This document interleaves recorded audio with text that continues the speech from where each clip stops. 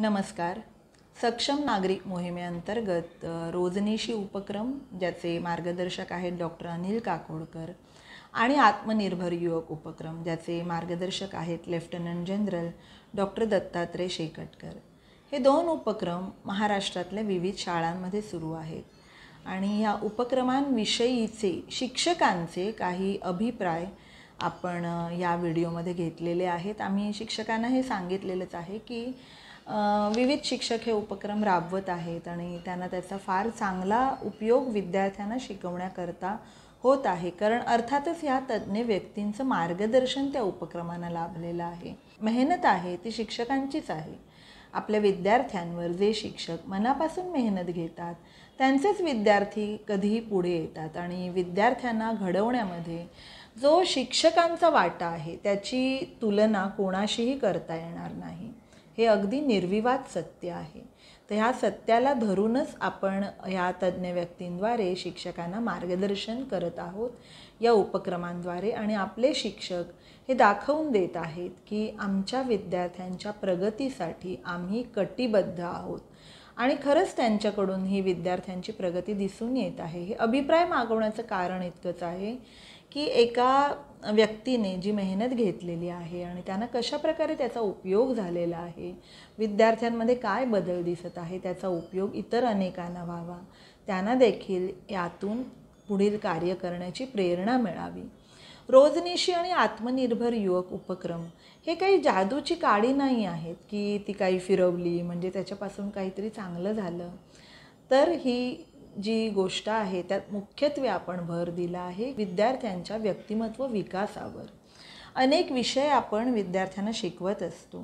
मूल्य शिक्षण देखील आपण विषय कंपल्सरी केलेला आहे शाळांमधून आणि आपल्या संस्कृतीची माहिती देत असतो. बऱ्याच गोष्टी आपल्या शिक्षणक्रमामध्ये अंतर्भूत आहेत, परंतु विद्यार्थी घडताना त्याला नेमकं यातलं काय कळतं, त्याची विचारसरणी कशी आहे, त्याच्या घरचं वातावरण कसं आहे, त्याची मनोभूमिका कोणत्या प्रकारची आहे हे समजायला आपल्याला या उपक्रमांमुळे मदत होते.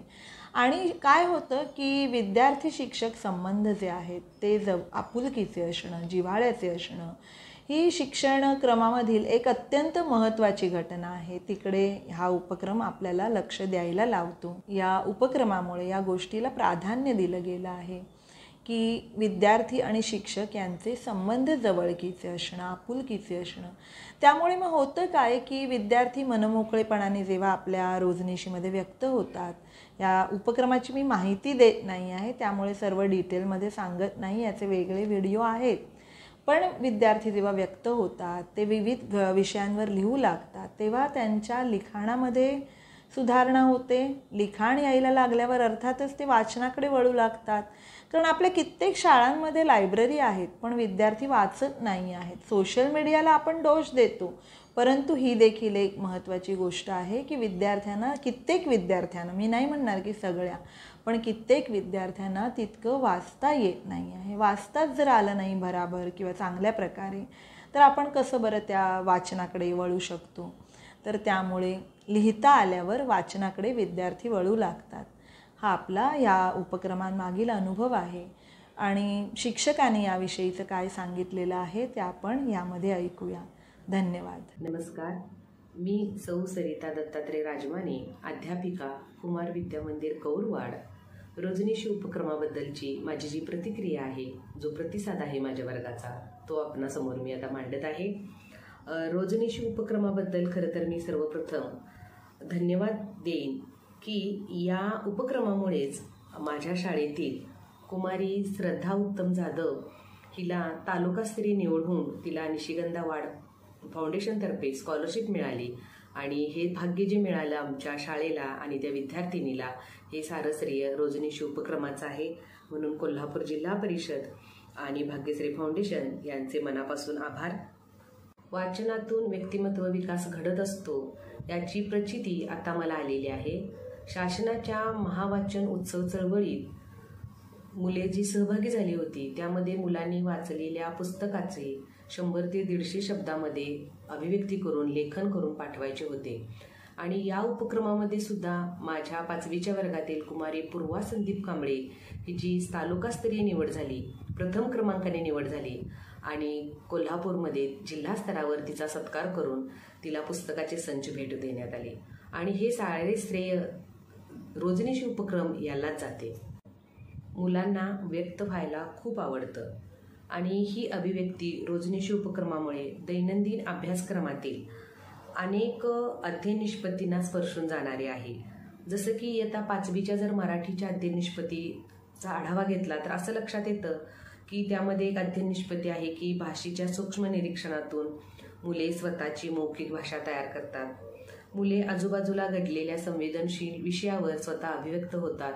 मुले कथा कविता यामध्ये स्वतःच्या शब्दाची भर घालून पुन्हा लेखन करतात।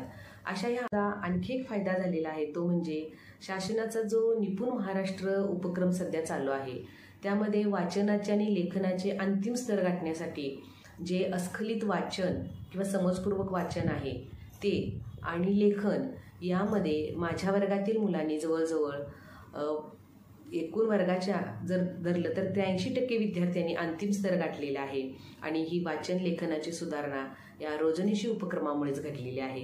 म्हणूनच रोजनीशी हा उपक्रम मुलांच्या व्यक्तिमत्व विकासासाठी आणि एकंदर भविष्यातील त्यांचा वाचन लेखनाचा किंवा शिक्षणाचा पाया पक्का होण्यासाठी अत्यंत अनमोल किंवा महत्त्वाचा आहे असं म्हणण्यास काहीच हरकत नाही।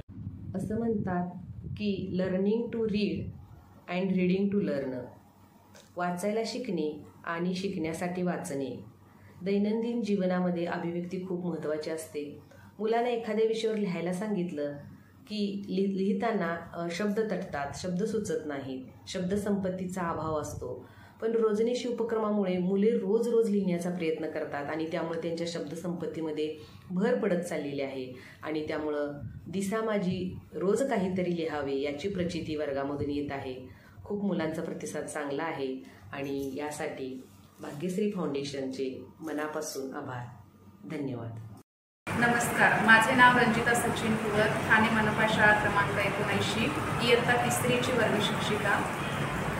गेल्या वर्षभर भाग्यश्री फाउंडेशनकडून जो उपक्रम राबवण्यात आला रोजनीशी उपक्रम आणि आत्मनिर्भर युवक उपक्रम, याच्यामध्ये रोजनीशी उपक्रमांतर्गत माझे इयत्ता 3रीची मुलं रोजनीशी लिहत होती। सुरुवातीला जेव्हा हा उपक्रम राबवण्यात आला जून जुलैमध्ये, तेव्हा मुलांचं लिखाण चेक करत असताना त्यामध्ये बऱ्याचशा शुद्ध लेखनाच्या चुका आढळून आल्या, परंतु हळूहळू जेव्हा मुलं रोज लिहू लागली तेव्हा त्यांचं लेखन सुधारलं आणि जसं प्रत्येक महिन्याला उपक्रम येत गेले, आज वाक्य विस्तार करा, त्यानंतर शब्दलेखन, त्यानंतर सणांची माहिती, असे विविध उपक्रम येत गेले आणि त्यानुसार मुलं लिहत होती।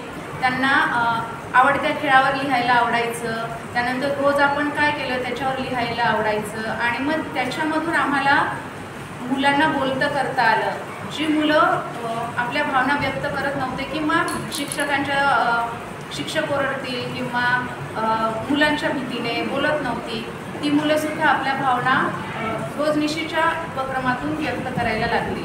आणि आता जेव्हा हा वर्षभर उपक्रम राबवण्यात आला आणि आता ती मुलं इतकी कॉन्फिडंट झाली की त्यांचं शुद्ध लेखन सुधारलं आहे आणि एखादं वाक्य दिलं तर ते भराभर त्या वाक्याचा विस्तार करतायत किंवा ते शब्दाचा वाक्यात उपयोग करायला सांगितलं तर ते पटकन वाक्यात उपयोग करतायत। म्हणजे शालेय अभ्यासक्रमात सुद्धा या रोजनीशी उपक्रमाचा आम्हाला खूप उपयोग झाला आहे।